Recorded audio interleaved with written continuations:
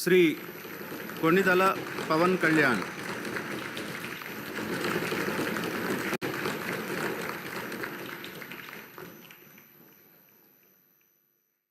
కొణిదెల పవన్ కళ్యాణ్ అనే నేను శాసనసభ సభ్యుడిగా ఎన్నికైనందున శాసనం ద్వారా నిర్మితమైన భారత రాజ్యాంగం పట్ల నిజమైన విశ్వాసం, విధేయత చూపుతానని, భారతదేశ సార్వభౌమాధికారాన్ని, సమగ్రతను కాపాడుతానని, నేను స్వీకరించబోయే కర్తవ్యాన్ని శ్రద్ధాశక్తులతో నిర్వహిస్తానని దైవ సాక్షిగా ప్రమాణం చేస్తాను.